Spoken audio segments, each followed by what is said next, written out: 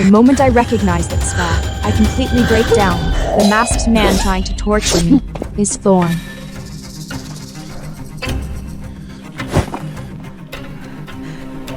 He keeps torturing me, but it seems like his anger still isn't satisfied. The physical pain is one thing, but the way he looks at me with those cold, dead eyes. That is when I realize Thorn never even reads the letter I leave. To him, Lyra is the only one who matters. Just because I accidentally spilled a drop of wax on Lyra last time, he personally burns me 99 times. Thorn, you really won't let her suffer, even the slightest grievance, will you? Even if it means destroying me. I wake up to a piercing, agonizing pain. I trembled while my hand reaching for the large burn scars on my chest. Those are the 99 drops of wax Thorn personally dripped on me last night, hiding behind a mask, just to vent his anger for his precious Lyra. Ironically, right now, he stands by my bed with that same cold face. What does he want? Is he here to mock me? I don't even want to look at him, but he refuses to leave. For a split second, I actually think he feels bad for me, or maybe feels guilty. But his next sentence reveals his true motive. Could you give me the scar healing potion? Lyra's burned. Lyra. Always Lyra. Thorn, my chest is completely covered in burn scars. Can you not see? Lyra got a tiny drop and I am dying. Thorn really is heartless. He acts disgusted, just looking at my wounds. Whatever. I don't want to argue with him anymore. If he wants that medicine so badly, he can take it. Once I'm in the fantasy forest, no one's going to care about my scars anyway. Watching him walk away with that medicine without a single look back, the very last shred of hope I have for him completely shatters. Even the passing maids are laughing at me, the unfavored princess. They're openly gossiping about how everyone is so heartbroken over Lyra's tiny scratch, while I'm severely injured with absolutely no one by my side. They're stating facts, and I can't argue with them, but it still hurts. My injuries haven't fully healed, so I need to rest for a few more days before heading to the fantasy forest. During this time, besides my maid, not a single person visits me, Thorn included. Just as I wallow in my sadness, Thorn shows up. He brings a festival invitation. Your Highness, the festival is tomorrow, and Princess Lyra really hopes you'll accompany her. She said since you're leaving soon, this will be the last time. Wait, Your Highness, where exactly are you going? Seems he still doesn't know. It's nothing. Just a trip. See? Thorn will never bother asking more. He only cares about his beloved Lyra. Do you really want me to go? I ask him if he really wants me to go, and he doesn't even try to hide it. Since it's what Princess Lyra wants, then yes, I think you should go. See, she is the only one in his heart. He loves her so much that he'll make sure whatever she wants happens. Fine, have it your way. It is the last time anyway. Just like everyone wants, I attend the festival with Lyra. It is so obvious how happy Thorn is by her side. I have never seen him smile like that before. So being with Lyra makes him that happy. Thorn, would you ever feel sad about my fate? Forget it. Even if you know I marry the Elven King, you probably won't care. Just like at the tea parties, they start talking about Lyra's ideal husband, and Thorn listens so intently. The one I love must be a hero who can go to the edge of the fantasy forest and pick the legendary demon flower for me. I see a look of absolute resolve cross Thorn's face. I know exactly what he thinks, but it doesn't matter anymore. The grand prize for this year's festival is different, an ever-glowing crystal lamp. It is exactly what I need. They say the fantasy forest is pitch black, and with this lamp, I won't have to be afraid of the job. But the competition requires teams of 2, and each kingdom can only enter 1 team. I turn to look at Thorn, but once again, I overestimate my place in his heart. With Lyra here, there is no way he'll team up with me. This crystal lamp is so gorgeous. Thorn, can you win it for me? Of course, Princess Lyra. It would be my absolute honor. I stop them and say I want the lamp, but Lyra just pouts and tugs on Thorn's sleeve. He folds instantly. Your Highness, Princess Lyra has always loved beautiful things. You should let her have this. He actually tells me to give up the one thing I need most to Lyra. I yell back. Lyra doesn't even want it! She only wants it because I do! She's just trying to compete with me! But Thorn just shields Lyra tightly and scolds me. Your Highness!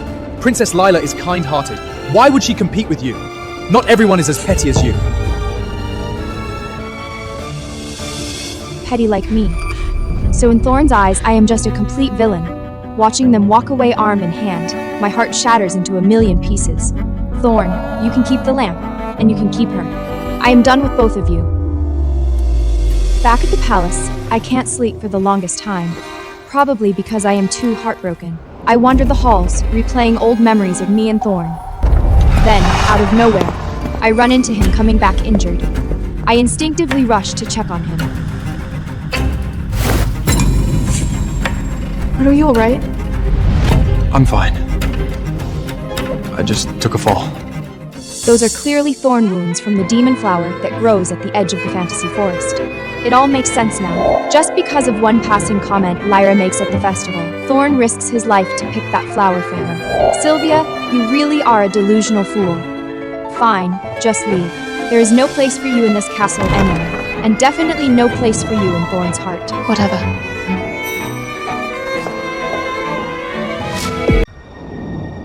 My father calls me in today to confirm the final ceremony, but I don't expect to run into Lyra here. Sylvia, you can never beat me at anything, just like your pathetic mother. Just like my mom took everything from yours. I'm going to take everything from you. Did you know? Thorn stayed up all night picking this for me, just to make me smile. You're exactly like your mother, destined to lose. She wants to piss me off, and it works! I couldn't take it anymore and slapped Layla. She fell to the ground at once. At Sylvia! this point, how can I not see it? This is all just another act by Lyra, her classic trick.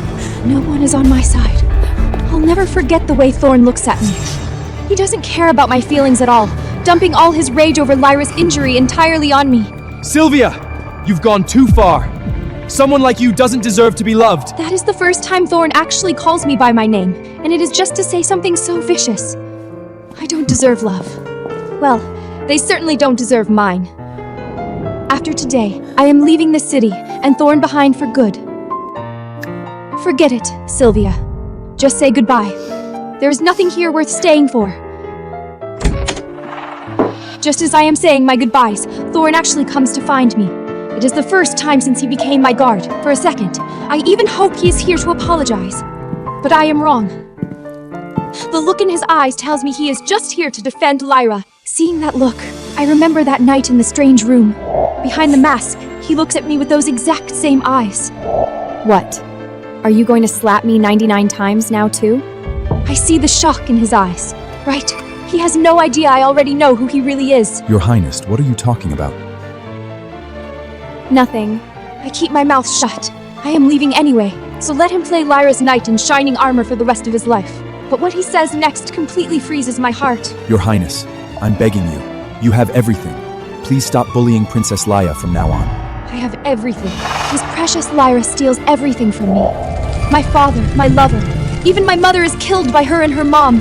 If it isn't for her, am I this hated princess? Does everyone mock me? Am I forced to marry into the fantasy forest, not even knowing if I'll survive? I have everything? Tell me, Thorn. What exactly do I have right now? I look at him with tears in my eyes, but he doesn't care. He just keeps making excuses for Lyra. He even thinks I blame her for stealing him from me. He tells me his heart is small and only has room for Lyra, and that I should just let go. I get it. So I decide to let go. Goodbye, Thorn. Tomorrow you can finally be with your beloved Lyra. I won't be in your way anymore. When I tell him I am letting go, Thorn visibly breathes a sigh of relief. For the first time, he actually smiles at me. Then he notices my packed bag sitting in the corner. Your Highness, are you heading to the Summer Palace for a while? Thorn, you really still have no idea what is about to happen. You actually think I am just taking a vacation. But that is fine. At least I won't have to watch how happy you are to be with her. Yeah. I'll go pack my things right away. No need. You're still hurt. Stay in the city this time. I'll just find another guard. I see it. I see that flash of joy in his eyes. Your Highness, while you're away, could I be reassigned to guard Princess Lyra? He really is thrilled. He can stay by Lyra's side. Sometimes, I am actually jealous of Lyra. She has Thorn completely wrapped around her finger. I agree. He doesn't matter to me anymore. Sure. Go protect whoever you want.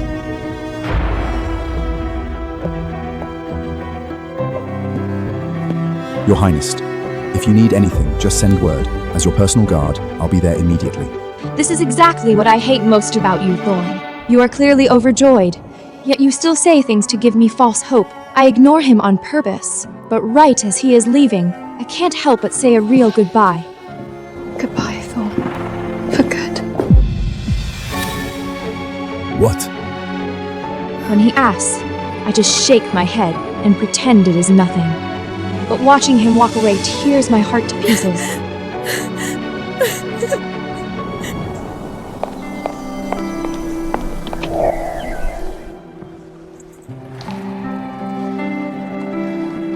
Goodbye, Thorn. I hope we never see each other again.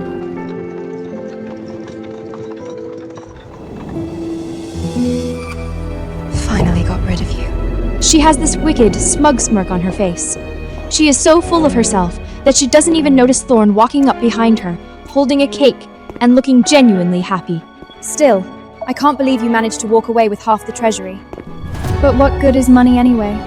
Marrying the Elven King and going to the fantasy forest? You won't even live long enough to spend it. Lyra, what did you just say? Click below to subscribe and watch the full version.